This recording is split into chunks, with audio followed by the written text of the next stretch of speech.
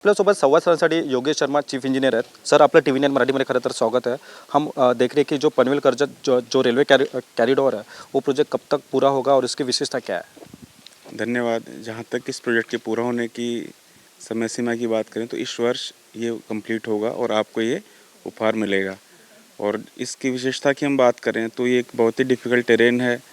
जहाँ काम करने की हम बात करें तो काफ़ी चैलेंजेस यहाँ पे फेस करने पड़े। डिफ़िकल्ट टेरेन है, इसमें 3 टनल हैं, 2 फ्लाईओवर हैं जिनकी लंबाई लगभग 1500 मीटर के आसपास है। प्लस बहुत सारी कटिंग, जैसे कि आप देख सकते हैं अभी भी हम लोग एक कटिंग में खड़े हैं, तो बहुत सारी कटिंग और अर्थवर्क यहाँ इन्वॉल्व हुआ, प्लस रॉकफॉल प्रोटेक्शन और इस तरह की चैलेंजेस। प्लस यहाँ काम करने के लिए बड़ा ही कम समय मिलता है।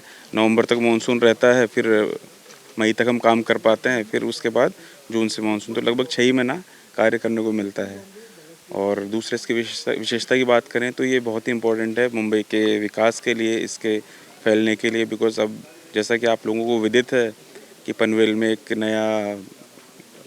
नया एक वो भी आ रहा है, ऑलरेडी इंटरनेशनल एयरपोर्ट आ गया है और यहाँ इस एरिया में अब और विकास हो रहा है। विकास होने के और ये जो भी विकास होने वाला है इस एरिया में, ऑलरेडी देख रहे हैं विकास कार्य चालू हैं, इंफ्रास्ट्रक्चर प्रोजेक्ट चालू हैं, रेजिडेंशियल प्रोजेक्ट चालू हैं, वो सब इससे बहुत ही फ्यूल होने वाले हैं और ये उसके विकास में सहकारी बनेगा। सर, ये कितना किलोमीटर डिस्टेंस है और कितना टाइम लगेगा डिस्टेंस कवर करने के लिए?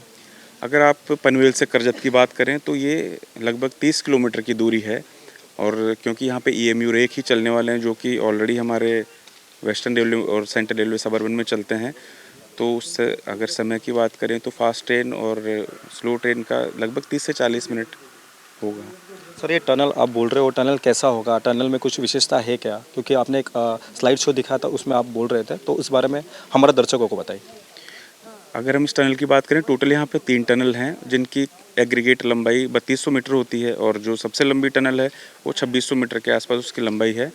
और इसमें हमने जो बैलास्टिक ट्रैक टेक्नोलॉजी यूज़ करी है, जो कि वेस्टर्न रेलवे सेंट्रल रेलवे के लिए पहली बार की जा रही है। कहीं पे ऑलरेडी हालांकि उधमपुर कटरा रेल लिंक में इन सब में यूज़ किया हुआ है, बट यहाँ के परिप्रेक्ष्य में बात करें तो वो पहली बार यूज़ किया जा रहा है और उसकी जो पोटेंशियल है वो 160 kmph तक किया जा सकता है। बट हम लोगों ने भी जो डिज़ाइन किया 130 kmph पर डिज़ाइन किया है। सर, इसको अप्रोक्सीमेट कितना खर्चा आ रहा है और डेट क्या है लगभग स्टार्ट होने की?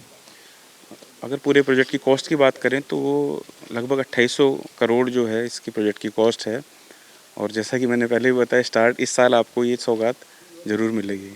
सर, कुछ लोग कहते हैं कि इस प्रोजेक्ट में बहुत सारी समस्या भी आई थी, तो समस्या सॉल्व करने में करीबन कितने दिन लगे और कठिनाई कौन से समस्या में थी ज़्यादा करके? अगर हम प्रोजेक्ट में समस्याओं की बात करें तो ऐसा कोई भी सिविल इंजीनियरिंग प्रोजेक्ट है नहीं जिसमें समस्याएं ना हो। इसमें भी समस्याएं थी, इसमें समस्याएं थोड़ी ज़्यादा थी क्योंकि हम लोगों को हम जो काम कर रहे हैं एक इको सेंसिटिव जोन है, तो हमें environmental clearances, then forest clearances, क्योंकि हमने लैंड एक्विजिशन भी काफ़ी सारा लैंड एक्विजिशन इन्वॉल्व था, जिसमें हमने कुछ गवर्नमेंट लैंड थी, कुछ प्राइवेट लैंड ओनर्स से लैंड ली और कुछ फॉरेस्ट लैंड थी। तो उसकी अपनी प्रक्रियाएं होती हैं और स्पेशली जो फॉरेस्ट लैंड क्लियरेंस लेना होता है, फॉरेस्ट लैंड एक्वायर करना होता है, अपने आप में बहुत ही एक चैलेंजिंग प्रोसेस होता है और बहुत सारे स्टेप्स उसमें इन्वॉल्व होते हैं जो डिफरेंट मल्टीपल लेवल्स पे उसकी अप्रूवल ली जाती हैं। तो अगर हम अप्रूवल्स की बात करें तो लगभग 2022 तक हम अप्रूवल ही लेते रह गए। जो हमें फाइनल वर्क परमिट या क्लियरेंस मिली थी वो 2022 में मिली थी, फॉरेस्ट क्लियरेंस। एक इस तरह के चैलेंजेस थे। देन दूसरे जो चैलेंजेस है काम करने में, टेरेन आप देख ही रहे हैं, बारिशां इतनी होती है और फिर लोगों को रिहेबिलिटेट करना, इस तरह के चॅलेंजेस यहाँ फेस करने पड़े। धन्यवाद. खरं तर आपण पाहतोय की लवकरात लवकर हा जो प्रोजेक्ट आहे तो पूर्ण होणार आहे, अशी जी प्रतिक्रिया आहे ती चीफ इंजिनियर योगेश शर्मा यांनी व्यक्त केलेली आहे. व्हिडिओ जर्नलिस्ट योगेश सावंतसह मी रवी खरात, TV 9 मराठी, पनवेल.